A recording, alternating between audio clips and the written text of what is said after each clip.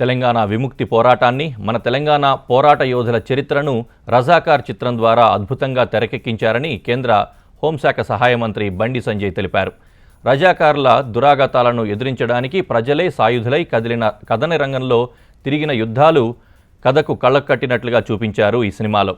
నిజాం హయాంలో జరిగిన మారణ హోమాన్ని, హిందువులపై జరిగిన దౌర్జన్యాలను, బలవంతపు మత మార్పిడులను అడ్డుకునేందుకు ప్రజలే సాయుధులై ఏ విధంగా పోరాటం చేశారో ఈ చిత్రం కళ్లకు కట్టినట్లుగా ఆకట్టుకుంది. చరిత్ర పుటల్లో దాగిపోయిన ఈ నెత్తుటి జీవితాలను చిత్ర దర్శకుడు గూడూరు నారాయణ రెడ్డి తెరకెక్కించారు.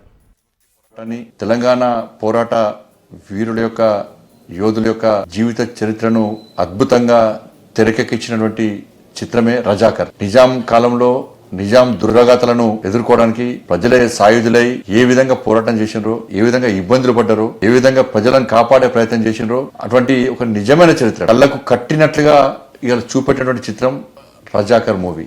ఆ రోజు నిజాం కాలంలో ఏ విధంగా మారణ హోమం సృష్టించారో, హిందువుల మీద దాడులు జరిగినాయో, ఏ విధంగా మత మార్పులకు పాల్పడ్డారో, వీటిని అన్నింటినీ కూడా నిజంగా సమాజం అర్థం చేసుకునే విధంగా ఒక మంచి ఆలోచనతో ఇవాళ ఈ సినిమా తీయడం జరిగింది. చాలా స్పందన వచ్చింది ప్రజల నుంచి.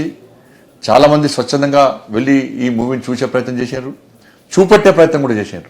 కాబట్టి అనేక కష్టాలు, అనేక ఇబ్బందులు ఎదుర్కొన్నప్పుడు కూడా, అనేక సందర్భాల్లో వార్నింగ్ వచ్చినప్పుడు కూడా ఇవాళ గూడూరు నారాయణ రెడ్డి గారు ఈ సినిమాను తీయడం జరిగింది. చాలా కష్టపడ్డారు ఈ మూవీని తీయడానికి.